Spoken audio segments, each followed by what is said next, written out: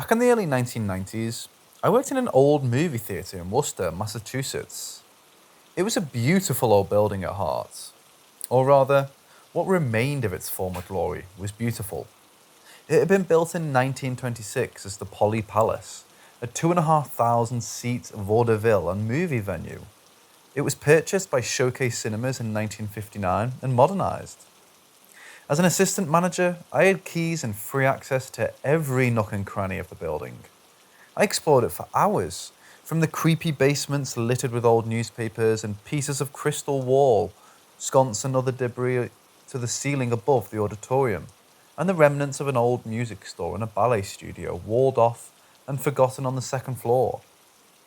There was even an abandoned bathroom in the old manager's office where, in the 1940s, the managers were tied up at gunpoint during a robbery. I loved that building and I was completely obsessed with it. There were all kinds of stories and rumours. I went to the public library and dug up every old newspaper article that I could find. There was a rumour that a stagehand had been killed there in a fall. I was never able to find any corroborating newspaper articles or other substantiating evidence, however. One day, my mother called me and said she had met a woman at work who claimed to have psychic abilities and would get feelings about things.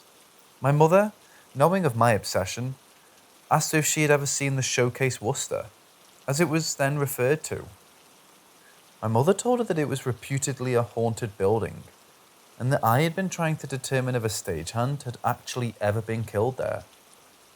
She told my mother, "I get the feeling it was someone with a name that begins with the letter M." I thought that was pretty funny, and I laughed it off. I've never believed in so-called psychics or their claimed powers.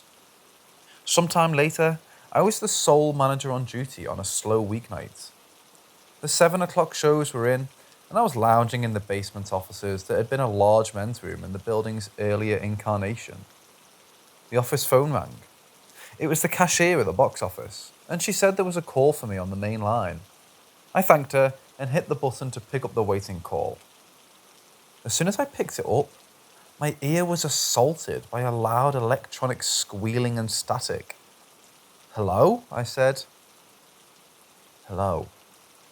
A man's quiet voice, deep, calm, nothing else. Just the one word and then silence. Well, the voice was silent. The line continued the tortured electronic squealing and rasping. I said again, "Hello?" "Hello," the voice answered again, just as calm, nothing else. Confused, I said, "Who is this?" A pause, more static squeaking. Then, "This is Mike." Flat, monotone, devoid of any discernible emotion. Mike who? The line abruptly went dead. I called the cashier over the intercom and asked who had called. She said that they didn't really identify themselves to her, but the caller had asked me for me by my name. They didn't call back, and these were in the days before caller ID. Mike is a common name, and there were two Mikes on staff at the theatre, but I didn't recognise the voice, and both later confirmed that they hadn't been the caller. The odd squealing didn't reoccur either. At some point shortly after I made the call, I remembered the psychic's "someone with a name beginning with the letter M" statement. Who knows? Could have been a prank. If so, it was successful, because here I am 30 years later, still puzzling over that one.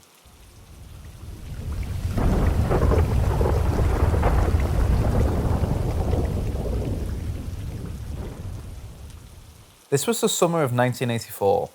It was twilight and I was walking around a suburban neighbourhood in Shrewsbury, Massachusetts, with Frank, Keith, and Brian. When we were bored teenagers, we would just kind of wander around the local neighbourhoods in the evenings. Mostly we stayed out of trouble. Pretty sure the statute of limitations on any pumpkin smashing or pool hopping activities has mostly expired by now. Anyway, back to that one night in the summer of '84. We walked down Grafton Street and up that cul-de-sac where Dean lived with her family. We cut between the houses into the forest area behind there. It was an area known as The Path. It was an area of probably 5 acres of very densely vegetated forest, surrounded by single-family houses and municipal buildings. There were a few small freshwater streams that ran through it. Some of it was a very swampy area. We loved playing in there, but we were always warned about dangerous things in there. We'd find empty beer bottles, weathered porno magazines, evidence of parties. The adults cautioned us about the bee ruggies, weirdos. Not sure why. Looking back, we were probably the most dangerous things in there. But that one night, we were cutting through people's yards as it was getting dark. We didn't have a flashlight, just a disposable butane cigarette lighter, and it was empty. So that was our only source of light. It was very dark, and we had to cross a stream to get to a rudimentary path of the other side. It was a way that a lot of us used to walk to school, but all the kids in the neighborhood grew up and the area was completely overgrown now. Single file, we crossed the stream while I flicked the lighter. We had to cross on a narrow log by the quick flashes of the lighter. Frank, Keith, and I had crossed the stream onto the path and were waiting for Brian. Simultaneously, Keith and Frank and I noticed that there was a figure on the path, literally a few feet away from us. A perfectly silent, still, dark figure, standing on the completely overgrown path in the woods at night, with no light. Keith was the first to speak. Holy shit, there's someone standing right there. He was right. There was someone there. It was an undeniable presence. My impression was that the figure was darker than the night around it. The outline suggested some sort of hat with a wide brim, like a farmer hat, kind of. My other impression of the figure was that as I looked at it, it didn't seem to move, but it did change somehow. Frank, Keith, and I turned and ran. We left Brian slipping on the log in the darkness, trying to cross a stream in pitch blackness. Sorry, Brian. I think he's good too these days. Good guy. We sprinted through the thick weeds and saplings until we reached the asphalt-paved strip through the woods, between the housing development and the elementary school at the other end. We stood under the streetlight on the path, panting and catching our breath, and waiting for Brian to catch up. He never saw it. We excitedly discussed what we had just seen. Our descriptions matched, and Keith even said, when I was looking at it, it kind of changed.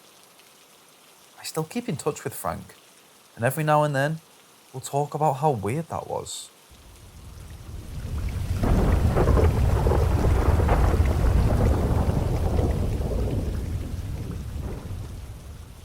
Sometime in the late 1990s, my at-the-time fiancé and I were visiting Savannah, Georgia. We were staying in a really nice historical bed and breakfast. It was in a beautiful old house on one of the squares that were part of the original city plan. I believe that the house was built in 1868. It was filled with beautiful antique furniture and fixtures. The innkeeper, Annette, was a friendly, engaging host and graciously chatted with us about Savannah in general and the house in particular. She said there were occasional unexplained occurrences, some of which had occurred in the room where we were staying. In the bathroom was a claw-footed bathtub with a shower set up. One morning during our stay, I finished my shower and stepped out of the tub, caught sight of my reflection in the mirror, and was shocked and frightened by what I saw. The mirror was lightly fogged, and through some trick of the light caused by the condensation on the glass, the reflection of my eyes caused the pupils to appear several times larger than they actually were. The effect was an image of myself with malevolently dark black eyes. It caused me to jump, and my heart started pounding. It was like looking in the mirror and seeing a demon. I quickly got over my shock as I realized that it was just an odd effect that was apparently caused by the moisture droplets condensed on the surface of the glass. But it was a puzzling and frightening effect. I called my wife into the bathroom and she witnessed it as well. We tried to puzzle out exactly what was causing just the pupils to appear large and black, while the rest of the reflections were normal. It was a really strange effect that I've never seen before or since. Savannah is supposed to be a very haunted city, There are countless ghost stories in various locations there. Has anyone ever seen a fogged mirror distort the reflection of your eyes in the way that I described?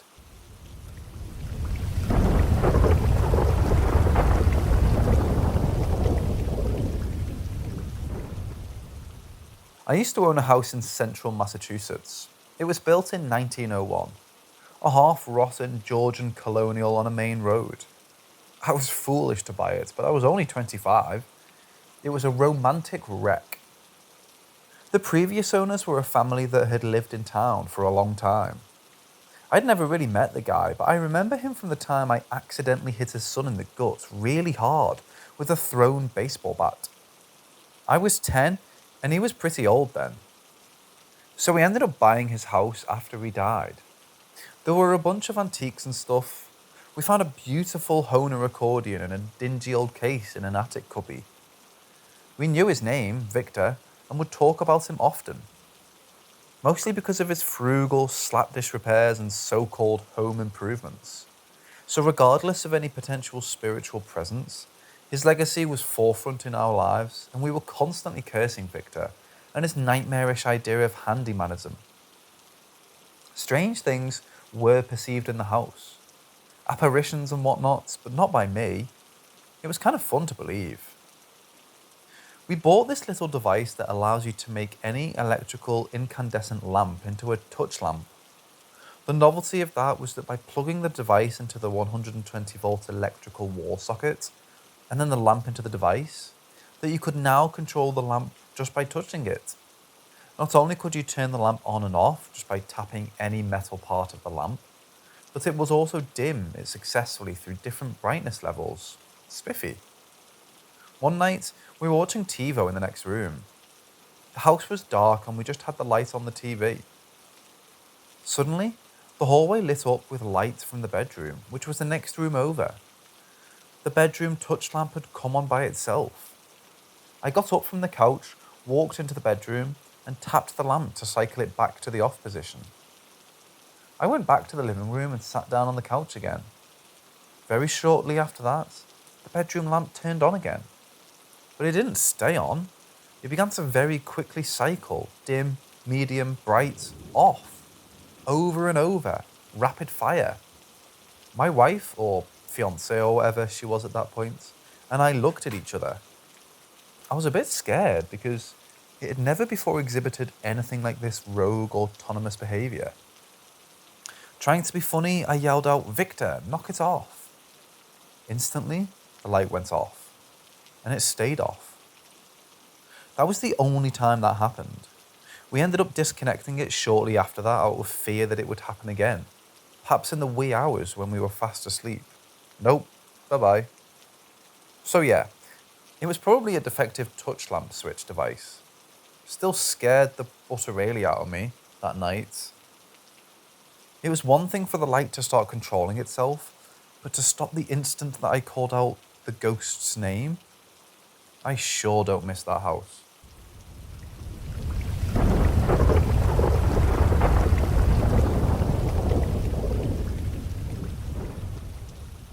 I lived in northern Maine during my senior year in high school. It's rural and a very different lifestyle than I was used to. My father bought a very old and small farmhouse along the border with Canada. The house was a two-story wood frame with a sad porch, peeling paint, and a connected barn that was falling down. It was a depressing, creepy house with small rooms and an abundance of flies, spiders, and in the fall, many ladybugs. In the no longer used outhouse in the barn, we found a ratty, full-length bearskin coat. My father thought it was some sort of treasure, but I found it disturbing. The stairs to the barn loft were heavily chewed by porcupines, especially on the corners where they could easily bite. There was no actual central heating in the house. This is in one of the coldest areas of the country, where temperatures would drop to -30 Fahrenheit in the winter. In the basement, there was an enormous wood-burning stove that had been fabricated by a former owner. Managed properly, it would heat the entire house, sort of. I got used to being cold all of the time. I was always uneasy in that house. After we had been living there for a while, my father and his girlfriend would mention that they would have these strange experiences. They'd be lying in bed or on the couch and feel what they thought was a cat walking across their feet on top of the blankets. When they looked down, there was nothing there. They both mentioned it on several occasions, and it became a recurring theme. They would report that it would often happen when they were asleep, and sometimes it would be something touching their head or their hair. One time my father was sitting on the toilet and felt something cold firmly press against his bare thigh, or so he said. During the winter sometime, my father mentioned at dinner one evening that he had seen a figure in the early morning hours that day. He had awakened in the night and was startled to see a woman standing next to his bed. She was leaning close to him and just looking at him. When he woke up, she moved away and stood by the window looking out at the dooryard. Then she faded away. It was just beginning to get light outside, and he could see her from the faint pale light coming in through the window. He described her as a woman around 35 or 40 and wearing a long dress. A little while after I had moved away and gone back to Massachusetts, I got an excited call from my friend Jennifer in Maine, who I knew from high school. I had told her at some point about the odd things that were happening in the house. She had been talking to someone on the day she called me, and somehow I came up in the conversation, and the guy she was talking to said, "Oh, the house you used to live in is haunted. My cousin lived there several years ago. She said that you'd be lying in bed at night and you'd feel someone touch your hair." That independent corroboration freaked her out, and she couldn't wait to tell me about it. I felt the phantom touch once too, I think, on my feet. But what was really the extent of it? Other than the awful, creepy, depressing aspect of the entire house, I would be home alone a lot there, and even in the daytime, I would get scared in that house. More than 20 years later, I returned to the area while on vacation with my wife.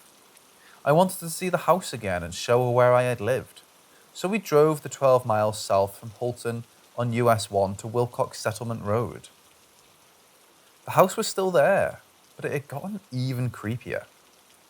Most of the siding had been torn off in an apparently abandoned project to add insulation to the thin walls. There was junk strewn about. An old battered pickup truck sat in the dooryard. It made me feel so sad to see the house in even worse condition than it was in when I had lived there. We started at the house from the road where we had stopped. The car was idling in gear at the end of the driveway as we were taking in the scene. Where the house had seemed forlorn in 1987, in 2006 it had become an eyesore. The house had always seemed to me like a place where bad things might happen to someone, and because it was in a quiet, sparsely populated and densely forested place, those things and the person they happened to might be forgotten, or at least never mentioned again by the terms of the silent agreements on familial shame. Suddenly, a movement in the dooryard caught my eye. There was a man standing between the pickup truck and the front door, and he was watching us. I couldn't believe that we hadn't seen him. A disheveled, overweight man in a brown outdoor jacket. He was smiling and nodding his head slowly and waving his arm in a sweeping, beckoning motion, encouraging us to come closer. He didn't approach us or look at us with suspicion.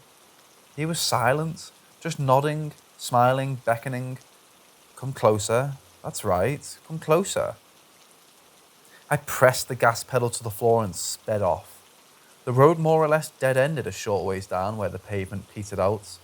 I knew this, but had kind of driven off in a panic and had to turn around and drive past the house again. I don't remember seeing the man on the second pass, or even if we looked. I don't know why he was waving unexpected out-of-staters into his dooryard in the waning daylight, but at the time, I assumed that it had something to do with making sausages and grimy meat pies. Maybe it's not a place itself that's bad. Maybe it's that a place gets marked with an indelible psychic stain that becomes smeared and darkened with repeated abuses and horrors. A depression in which negative feelings and energy pool and swirl and engulf those who come in contact with it. I feel that it was already darkly stained when we arrived, and while we were there, it became darker still. I don't know what it would take to erase stains like that. Sometimes you visit a place from your past seeking catharsis, but all it does is scare off the scab and rubs dirt in the wound. I'll never visit that place again, but I don't think it will ever leave me.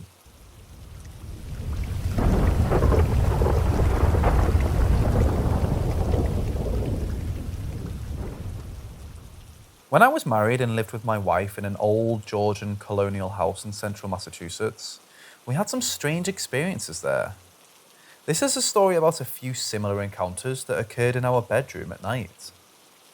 One night, I awoke and saw faint movement next to me and saw that my wife had her left arm raised and was waving it slowly back and forth, pivoting at the elbow, her hand dangling limply at the wrist, slowly back and forth. It was dark in the room, but I could clearly see the silhouette of her arm and hand dangling there. It startled me, and I was a little frightened by it because sleep waving is not a thing that I'm aware of. I softly said, "What are you doing?" She didn't respond, so I reached out to touch her arm. There was nothing there. My heart leaped, and I felt around on the blanket. I could clearly feel her arm underneath the blanket, which was pulled up over her shoulder. Her arm was extended at her side. I don't remember if I woke her up and told her then or waited until morning, but she was a bit puzzled and disturbed by it.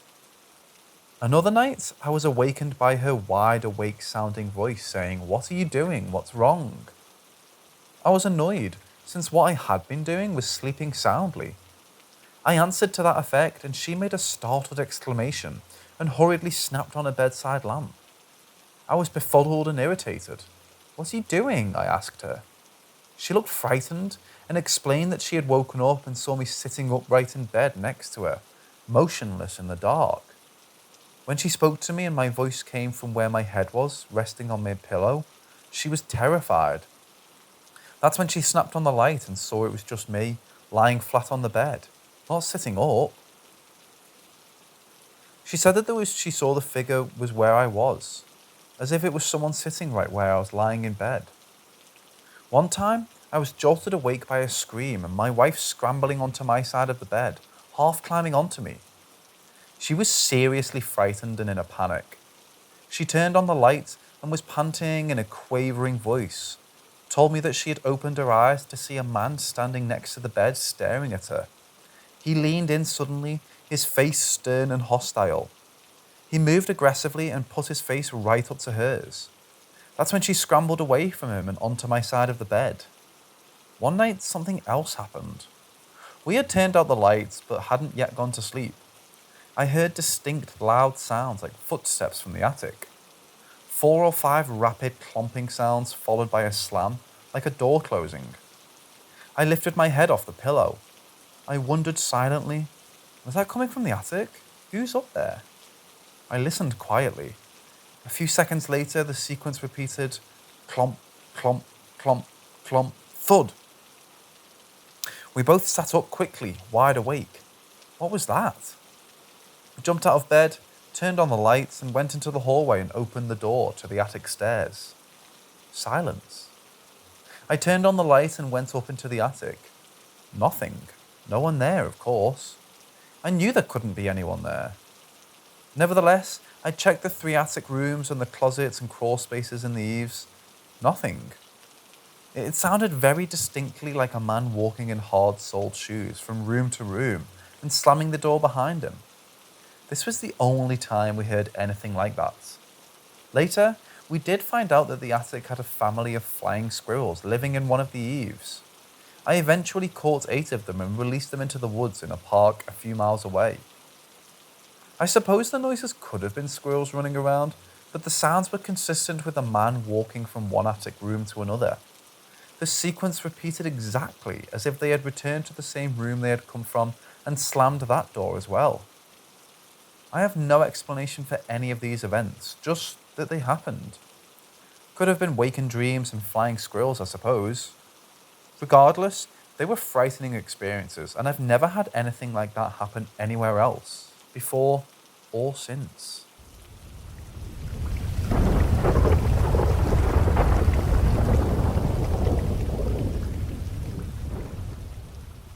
So when I was in school about 14 years old, Me and my friends said, let's go for a climb around the roof of their school. I went to a different school than my friends. To this day, I'm not sure why, but it was a warm night and was the weekend, so we thought, why not? We get to the school, which was only about 10 minutes away from our houses. This place just straight up looks creepy, like it looks more like an old hospital than a school. But we hop over the fence and head to the part where you get up to the roof. So we are messing around on the roof for a while, and my friend, I'll use his first letter of his name, K, says, I want to show you guys the basement. So we get down off the roof and get to these stairs that lead to the door. K says he's going to check if the door's unlocked, and me and my other friend W wait for him at the top. He shouts to us that it's unlocked and to come down, so we do. This basement was a whole different vibe, like, he wasn't really joking. We just had our phone torches on and was looking around it. It was as if someone was waiting down there for us. We checked, and us three were definitely the only three down there at the time.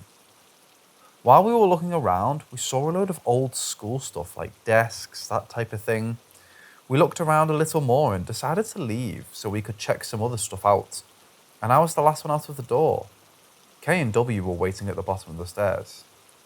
Just as I go to shut the door, all three of us hear this girl's voice clear as day say, "Why are you leaving?"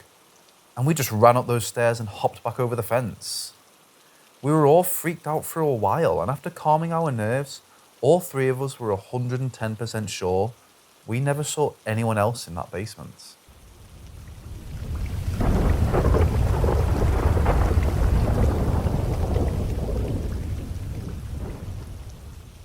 I ended up becoming a circus performer at 17.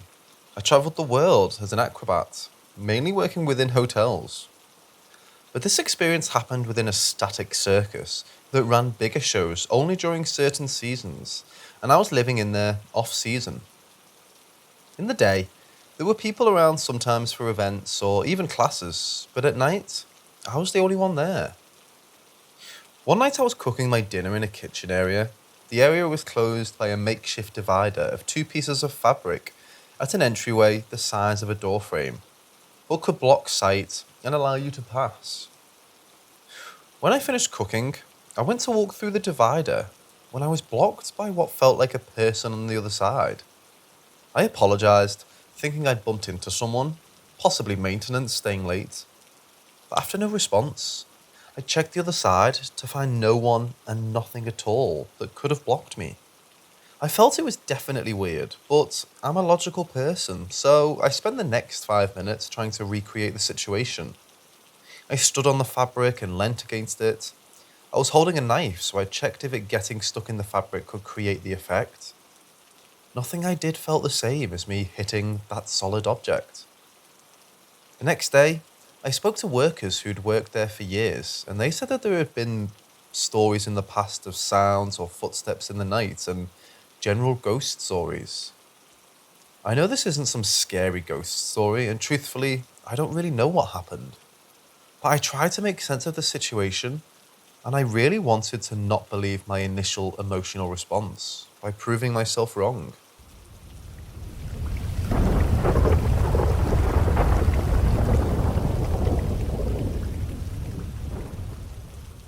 This goes way back to when I was in middle school. It was Christmas Eve, and I was home alone, sick, upset stomach and no fever, on the couch in my family room watching Netflix. The couch is right across from the front door and a window, so when I'm home alone, I would open the basement door to block anyone from seeing me on the couch from the front door. It was maybe 7 or 8 p.m, but it was dark because it was winter. I was watching the TV, and I heard a lot of creaking in the floorboards coming from the other side of the basement door. My house is known to make some weird noises, but this sounded like someone was walking. However, the door was blocking the hallway, so I couldn't see if anything was there. Instead, I paused the TV to hear the noise better, and it immediately stopped.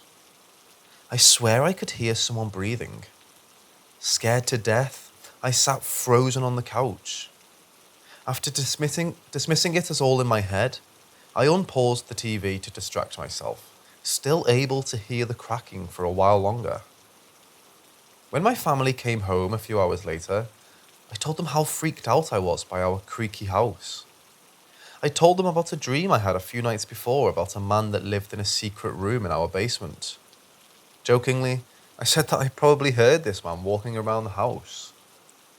I went to bed that night pretty normally, although thoroughly freaked out. Many years later, I found out that what I said to my mom also scared her.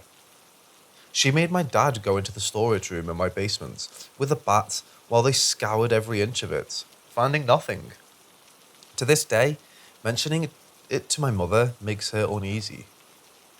Over time, the man became an inside joke to my family. Whenever something went missing, we would just blame it on the man.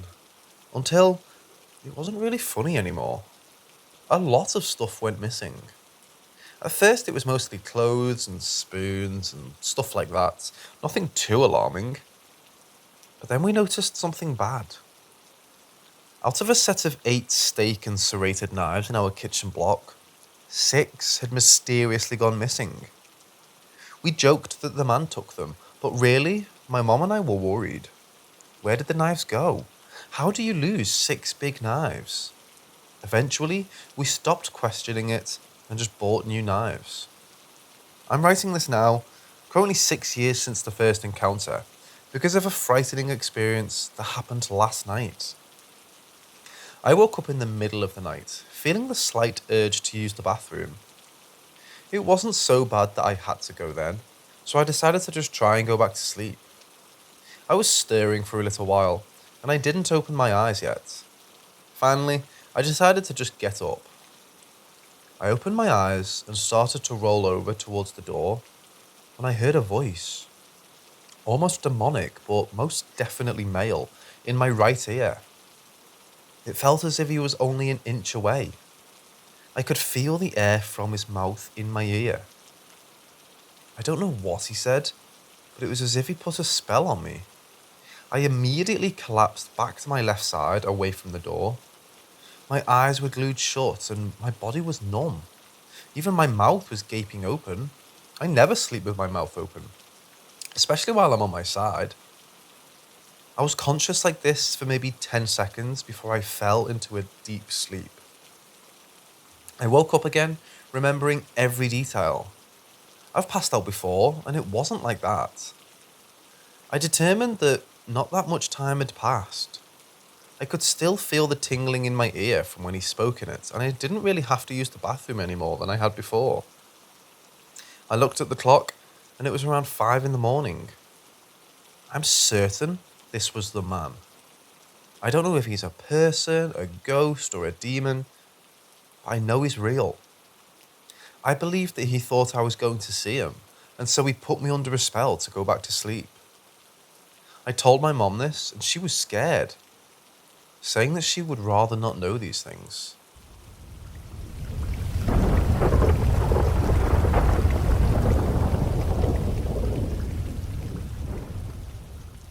So, I'm an OTR truck driver, which means that I drive across the country multiple times in a month-long period. I'd like to share a story with you. On a dark July night around 2 a.m., I was headed south on US 93 highway in Nevada, approximately 30 miles north of Las Vegas. Traffic was scarce. I haven't seen a single vehicle for the last 40 minutes at least. The only source of light that illuminated the road were the truck headlights. I was on a phone with a friend of mine, just chatting about random stuff, when, in a distance, about 300 feet ahead of me, I saw something on the shoulder of the road. At first, I thought it might have been a turned-over construction sign or a bag of some sort. But as I was approaching the object, I started to make out some features. A human-like figure, I thought. Just to be clear, that area is deserted and there's absolutely nothing to be found within a 25-mile radius. When I was about 5 yards away, I could see it clearly. It was a boy, between 8 and 10 years old, I'd say, with a school backpack and white plush bunny in his right arm held tightly against his chest. He was just standing there with this cold stare, completely unemotional, looking me directly in the eyes. He hasn't broken a stare as I passed him. He hasn't even blinked or flinched. And let me remind you that it's an £80,000 semi truck moving at 65 miles an hour. It's virtually impossible not to react to it driving past you about a yard away. My heart was racing. My whole body was covered in goosebumps. A cold chill went down my spine. I don't think I've ever been so disturbed in my life since I've never had any paranormal encounters. Once I passed him, first thing that came to my mind was that if I see him appear again a couple of miles ahead, I'm going to have a heart attack. But it never happened. The rest of the trip was uneventful. I still don't know what it was. I'm not trying to claim that it was a ghost or a spirit of a deceased child. I just can't find any adequate explanation for it. It was definitely not a hallucination, since I was wide awake and talking on the phone. It just seems weird to me. What in the world was a 10-year-old kid doing by himself in the middle of the desert?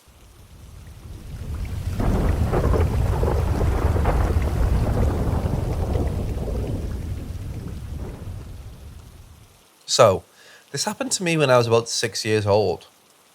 I grew up in a 3-bedroom house just outside of a city where I lived with my mom and my grandparents. One morning, I woke up at around 7 a.m. My mom was already at work. She had to leave early to catch a bus, and my grandparents were still sleeping in an adjacent room. Just so you understand, my twin bed was positioned alongside a wall, and as I lay down, the wall would be to my right. So I woke up and decided to stay in bed for a little while. The room was brightly lit. I was in a relatively good mood. No sense of dread or anything as it normally happens when you encounter paranormal. As I lay down on my back looking up at the ceiling, half-transparent rectangular particles started to spill out from the wall on my right. They were no larger than half an inch in size and seemed to come out from one spot. As they fell, they surpassed my bed and landed on the floor, forming a 5 feet tall U-shaped figure. Once the figure was completed, the particles stopped spraying out of the wall. There it was, a slim U-shaped figure. It literally looked like if you write U on the floor and extrude it about 5 feet upwards. It was standing to my left, as I was still laying down in bed, scared shitless, afraid to move or breathe for that instance not to make a sound. I watched it for a minute, and then it started gliding across the room, randomly changing direction every now and then, when at some point, it reached a TV stand on the other side of the room. That's when I felt that it was far enough from me that I could take my chance and run. I burst out of the room and ran yelling to my grandparents. I tried to explain to them what I saw, but being a 6-year-old, they blamed everything on my imagination. Unfortunately, I still haven't been able to find an explanation for this occurrence, scientific or otherwise. If anyone has had an experience even remotely similar to mine, please share.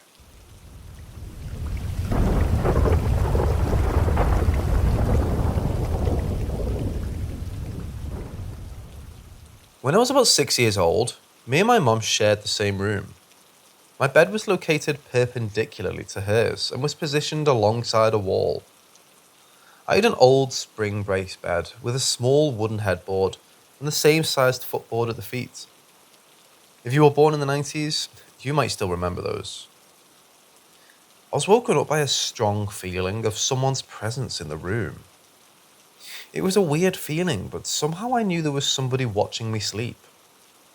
My mom had a graveyard shift at work that night, so it couldn't be her. I opened my eyes and tried to look around. Nobody seemed to be there, yet the feeling persisted. I got up on all fours and built up the courage to crawl towards the footboard and check behind it. I placed both my hands on the board and looked down. Fear paralyzed me head to toes. A dark silhouette of a tall man was crouching there, on the floor behind my bed.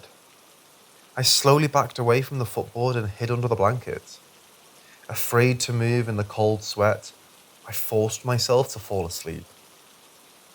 All this time, I've been unsure whether the man I saw that night was real or a product of my immature imagination. That is, until today. I moved out from my parents' house many years ago, And since we live thousands of miles away from each other now, we go on video calls every now and then in order to keep in touch. It's been 2 weeks since we last talked, so I'd figure I'd give her a call today. We talked about random stuff as usual, until my mom mentioned something that made my stomach drop. It happened about 15 years ago. I had a separate room for myself by then, and my mom still lived in the same room. She woke up in the middle of the night, seemingly without a reason. A strong feeling of uneasiness wouldn't let her go. She got off the bed and headed towards the kitchen to grab a glass of water. Before she exited the room, however, she saw a dark figure of a large man sitting at the side of a dresser. He was just sitting there facing the wall, like if he was hiding, yet he didn't seem to notice her, just like he didn't notice me looking at him 7 years ago. I sat in awe as my mum was speaking. At some point, I could no longer hear what she was saying since my brain was too busy connecting the dots. Blurry images of that incident flashed before my eyes. The way she described it was precisely what I saw that night when I was 6 years old, I thought to myself. I don't know how her encounter ended, because I couldn't help but interrupt her and share my experience with her. My mom thinks it was a domovoi, a spirit from Russian folklore that takes care of a house. My mom is Russian. My Muslim friends say it was a jinn, and I can't help but think it was a shadow man. Whatever it was, I saw it with my own eyes, and my mom just proved that it wasn't just my imagination playing tricks on me.